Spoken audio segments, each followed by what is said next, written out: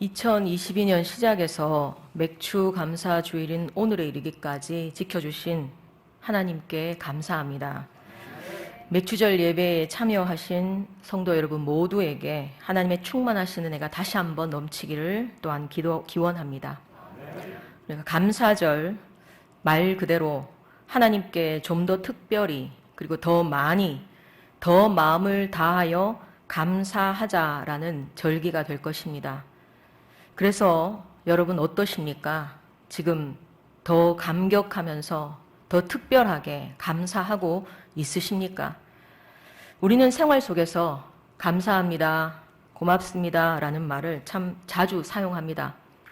어느 때 그런지 한번 생각해 보면 형식적이고 또 절차상으로 그냥 그렇게 저절로 사용을 할 때가 더 많은 것 같습니다. 하지만 진짜 감사해서 정말로 고마워서 있는 정성, 없는 정성을 다해서 감사할 때도 있습니다. 사람에 대해서도 이런데 하물며 하나님께 대한 우리의 감사가 어떠해야 할까 생각해 보았으면 합니다. 생명을 주시고 죄에서 구원해 주시고 우리의 삶을 인도해 주시고 그리고 더 깊이 각자의 삶으로 들어가 보면 우리가 감사할 것 뿐임에도 진정한 감사에 인색한 것이 사실인 것 같습니다. 아마 그래서 감사 노트까지 등장한 것이 아닐까 합니다. 뭐 이렇든 저렇든 감사하는 것은 참 좋습니다. 감사를 습관화할 수 있는 훈련이 될 수도 있을 것입니다. 오늘은 이런 감사, 억지로 짜내는 그런 감사 말고 좀 더 근본적인 하나님과 우리와의 관계 속에서 우리가 감사를 생각해 보았으면 합니다. 부모님께 감사하는 것은 그분들이 우리에게 무엇을 해주고 또 무엇을 대신 짊어져 주고 이런 것이 아니라 그저 사랑하는 우리의 부모님이라서 그런 것처럼 하나님께 감사할 수밖에 없는 가장 근원적인 이유도 생각해 보면 뭐니 해도 하나님의 사랑 때문이 아닐까 합니다. 나를 낳아주신 부모님보다도 더 나를 사랑하시는 분이 바로 우리의 아버지 하나님이십니다. 나보다도 더 나를 아시는 분도 역시 하나님 아버지십니다. 그 하나님의 사랑에 대해서 우리가 오늘 생각해 보려고 합니다. 오늘 설교의 주제이자 결론을 먼저 선포하고 시작하겠습니다. 하나님은 우리를 사랑합니다. 저희 추측이 아니라 내 바람도 아니고 또 사실입니다. 성경에 기록하여 새긴 진리입니다. 하나님은 저를 포함한 여러분 한 사람 한 사람을 너무나도 사랑하십니다. 여러분의 이름도 여러분의 내력도 그리고 삶의 여정까지도 다 알고 계시고 여러분이 모르는 여러분의 속내까지도 다 알고 있으며 환경과 처지도 알고 있으십니다. 지금도 이 자리에 함께 있으십니다. 여러분의 속에서, 여러분의 곁에서 여러분을 사랑하고 계십니다. 믿으십니까? 이 팩트를 기반으로 오늘 로마서 본문을 한번 다시 읽어보시기를 권합니다. 완전히 다른 감동이고 감격이 될 것입니다. 물론 이 본문은 너무나도 잘 알고 있었지만 주님의 사랑을 내 마음으로 느끼면서 이 말씀을 다시 한번 읽으니까 저는 정말 새삼 벅차 오름을 느꼈습니다. 오늘 여러분의 심령에도 그런 파문과 그런 진동이 일어나기를 간절히 바랍니다. 하나님의 사랑으로 울컥할 수 있기를 기도하면서 말씀을 전합니다. 인간은 죄로 타락하여서 하나님을 버리고 떠났습니다. 하나님 싫다고, 하나님 법대로 살지 않겠다고, 내 마음대로 살겠다고 떠났습니다. 그리고 하나님 대신에 세상을 사랑했지요. 세상 가치관으로, 세상 방식대로 살았습니다. 그저 자기 좋은 대로 나아갔습니다. 그 결과 죄짓고 사고치고 병들고 타락한 채로 사망에 이르는 것이 우리 인생의 정해진 수순입니다. 이렇듯 매몰차게 뒤도 안 돌아보고 떠난 우리를 하나님은 포기하지 않았습니다. 탕자를 포기하지 않은 그 아버지처럼 하나님 아버지는 저나 여러분을 포기하지 않았습니다. 사랑이라는 단어가 너무나 남발되어서 그 가치가 훼손되었지만 하나님의 이 사랑이야말로 참 사랑입니다. 그런데 애초에 이런 참 사랑은 우리에게는 없었습니다. 요한일서 4장 10절에서 말씀하고 있습니다. 사랑은 여기 있으니 우리가 하나님을 사랑한 것이 아니요 하나님이 우리를 사랑하사 우리 죄를 속하기 위하여 화목제물로 그 아들을 보내셨습니다. 하나님은 심판받아 지옥에 떨어져야 마땅한 우리를 죄에서 구속하기 위해 다름 아닌 자신을 내어주기로 작정하셨던 것입니다.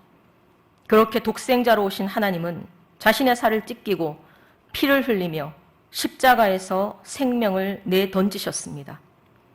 정말로 처절한 사랑, 전쟁 같은 사랑이 아닐 수 없습니다. 그럴 수밖에 없겠죠. 죄악의 구렁텅이 속에서 사탄의 영역에서 우리 생명을 다시 한번 빼내야 하는데 어설프게 대충 부분적으로는 불가능하기 때문입니다. 세상의 모든 어머니는 아이를 10달 동안 뱃속에 품으며 자신의 살과 피를 내줍니다. 고이고이 품고 그리고 마침내 그 생명을 탄생시킬 때 사실은 자신의 생명을 담보로 내거는 것입니다. 죽어도 내 아이는 살리겠다는 일념으로 말입니다. 이 사랑은 절대 조용하거나 온순할 수가 없을 것입니다. 자신이 죽기까지 해야 하기에 처절한 몸부림이 있어야 하며 그래서 전쟁을 치르듯 아이를 낳는 것입니다. 주님이 나를 구원하기 위해, 우리를 구원하기 위해 바로 이렇게 십자가 위에서 처절하게 사탄과 싸웠고 마침내 우리를 살려내셨습니다. 왜 그렇습니까? 요한복음 3장 16절에 하나님이 세상을 이처럼 사랑하기 때문이라고 말씀하십니다. 그리고 자신을 주기까지 구원한 우리를 향한 하나님의 사랑은 우리 평생에 끝까지 지극한 애정으로 보듬고 양육하신다라고도 약속하셨습니다. 시편 23편에 여호와는 나의 목자시니 내게 부족함이 없으리로다. 그가 나를 풀밭에 누이시며 쉴만한 물가로 인도하시는도다. 죄와 악에 맞서서 피를 흘리며 싸워 우리를 생명을 다시 찾아오신 하나님은 마치 갓난아이를 바라보는 어머니처럼 애정의 눈길로 살피시고 손길로 보듬으시고 금이야 옥이야 기르시고 돌보신다라는 말씀입니다. 주님의 사랑 안에 있기 때문에 우리는 안심할 수 있고 그래서 평안을 누릴 수 있습니다. 그러므로 우리는 감히 고백합니다. 내 평생의 선하심과 인자하심이 반드시 나를 따르리니 내가 여호와의 집에 영원히 살리로다. 오늘도 우리가 숨을 쉬고 움직이고 살아가는 이 모든 것이 너무나 자연스러워서 어제도 했던 것이어서 잘 인지하지 못할 수 있지만 잠잠히 우리를 지키시는 하나님의 사랑과 은혜 때문입니다. 느끼지 못하지만 생명을 유지시키는 공기처럼 하나님의 사랑이야말로 우리를 살아갈 수 있게 하는 필수 불가결입니다. 졸지도 주무시지도 않으시는 여호와 하나님의 사랑의 손길이 지금도 내게 미치고 있음을 믿고 나아가시기 바랍니다. 하나님의 사랑은 우리를 살리기 위해 전쟁 같기만 한 것이 아니라 다른 한편 지고지순한 사랑입니다. 하나님이 우리를 떠나신 것이 아니라 우리가 하나님을 버리고 떠났습니다. 그런데도 마치 해바라기가 해를 쫓아 돌아가듯 아버지 하나님은 우리를 기다리고 바라심을 알아야 합니다. 누가복음 15장의 탕자의 비유를 우리는 너무나도 잘 알고 있습니다. 탕자를 기다리는 아버지의 모습이 그 성경에 어떻게 기록되어 있습니까? 살아있는 아버지에게 유산을 달라 요구했던 싹수 없던 아들이었습니다. 그렇게 유산만 챙겨서 제 갈 길로 가버린 그 아들을 아버지는 매일 기다렸습니다. 그렇지 않고서야 그 아들이 돌아왔을 때 집에서도 한참 먼 데서 그 아버지를 만날 수 있겠습니까?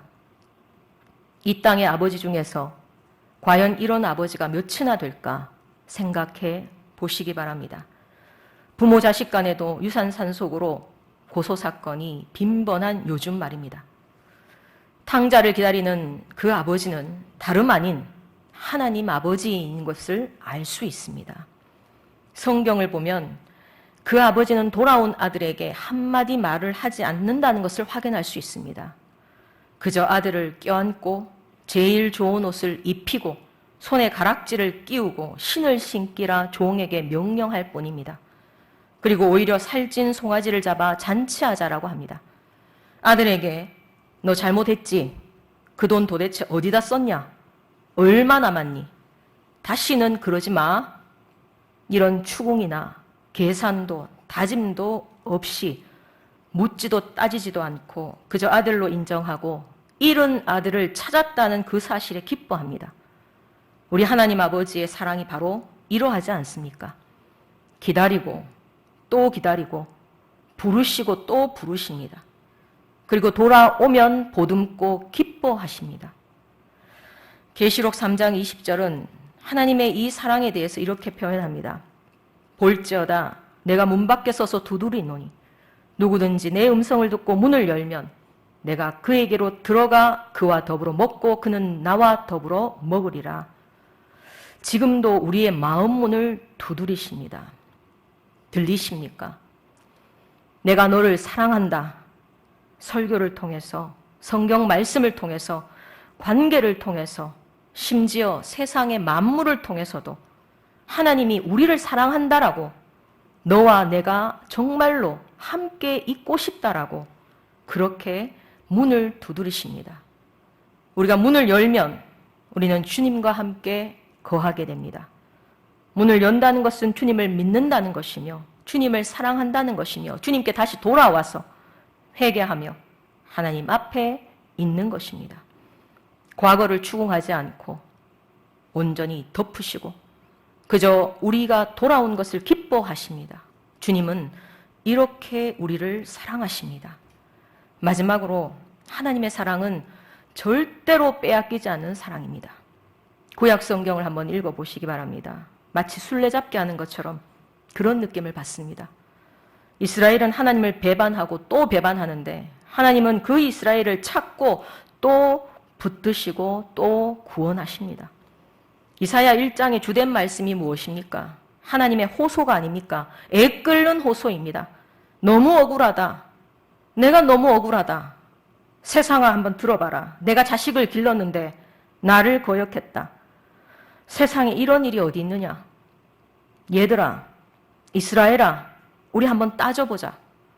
지금이라도 너희가 돌아오기만 하면 너희 죄를 내가 양털같이 눈과 같이 희어지게 하리라. 예수님도 누가복음 13장 34절에 예루살렘 성전을 향해서 예루살렘아 예루살렘아 선지자들을 죽이고 내게 파송된 자들을 돌로 치는 자여 암탉이 제 새끼를 날개 아래 모음같이 내가 너희를 얼마나 많이 모으려고 했느냐라고 한탄하시고 있습니다. 세상에서 이스라엘만큼 하나님의 사랑을 경험한 국가나 민족이 있을까요? 물론 하나님을 배반하고 또 범죄하고 징계도 받았고 역사상 모진 고통을 겪었음에도 불구하고 우리는 감히 말할 수 있습니다. 이스라엘을 향한 하나님의 사랑이 사라진 것이 아니라는 것입니다. 성경을 읽다 보면 이 정도면 이스라엘 버릴만 한데도 하나님 참 대단하시다라고 느껴집니다. 그 이유를 이사야 43장을 통해서 우리는 알 수 있습니다. 야곱아 너를 창조하신 여호와께서 지금 말씀하시느니라. 이스라엘아 너를 지으신 이가 말씀하시느니라. 너는 두려워하지 말라. 내가 너를 구속하였고 내가 너를 지명하여 불렀나니 너는 내 것이라.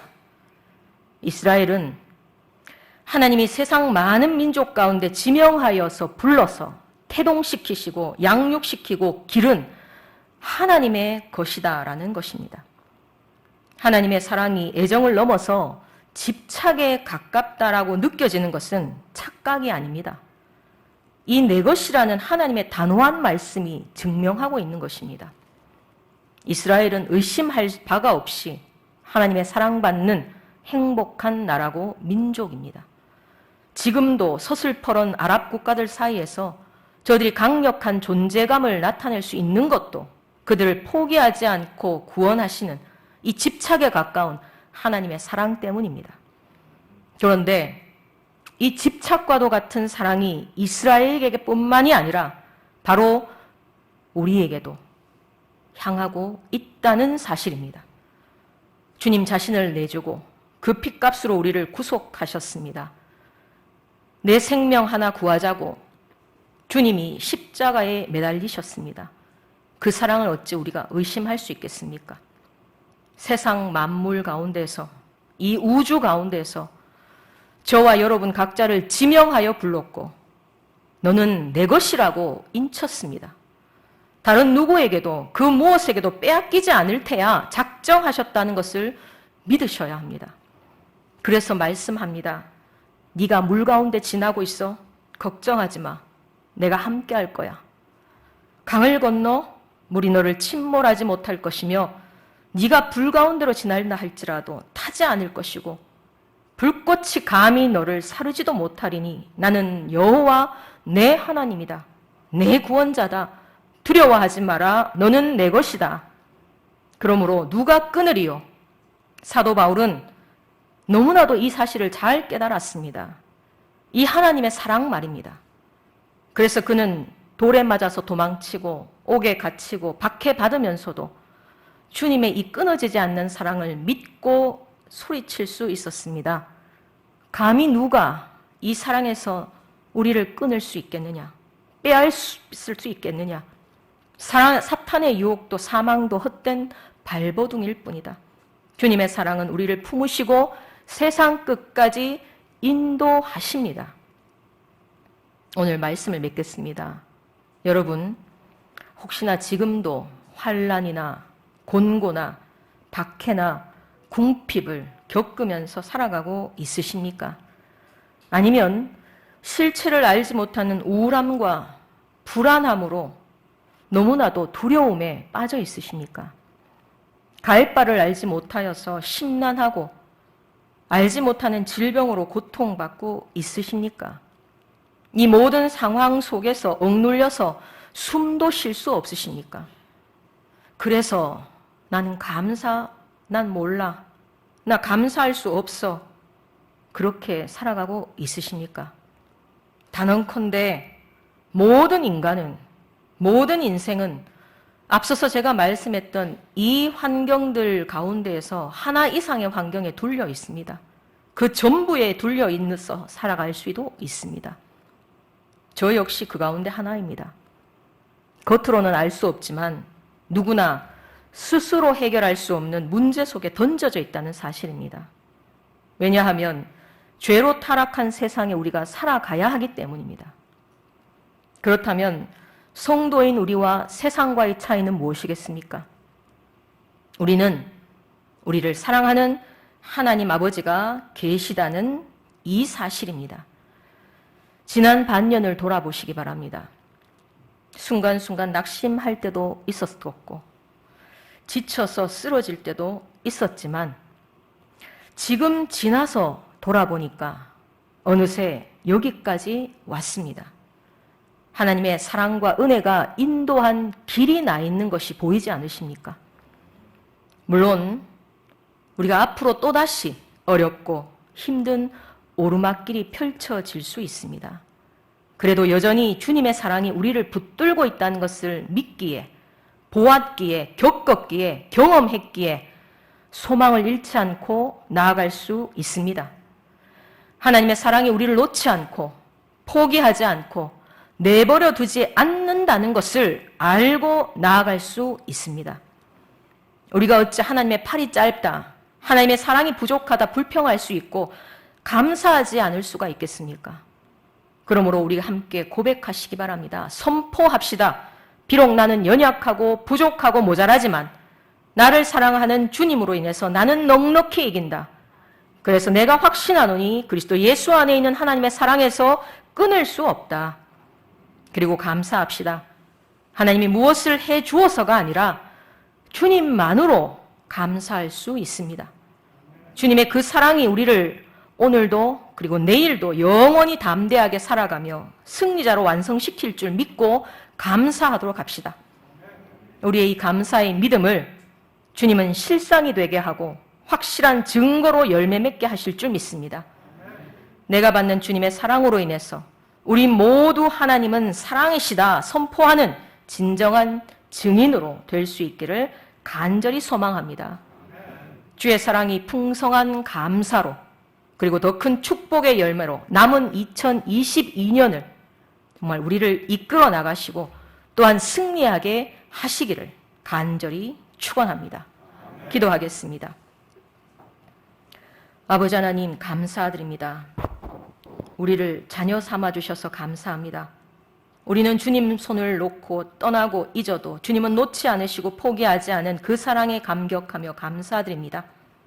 지난 반년을 돌아보니 힘들었던 기억 그 자리마다 주님의 사랑과 은혜만 보입니다. 세상에 우리를 이렇게 사랑하는 이가 또 있겠습니까? 불 가운데를 지난다 할지라도 물 가운데를 지나도 너는 내 것이니 내가 너를 건지리라 염려 말하는 그 다짐과 결단을 신뢰하고 믿으며 안심하고 기쁨과 평안으로 다시 살아가겠습니다. 주의 사랑이 나를 붙들어 이렇듯 살게 했다. 이기고 승리했노라는 증언이 쏟아지는 송라 제일교회 모든 성도들의 삶이 되도록 인도하여 주시옵소서. 우리를 사랑하시는 예수님의 이름으로 기도드립니다. 아멘.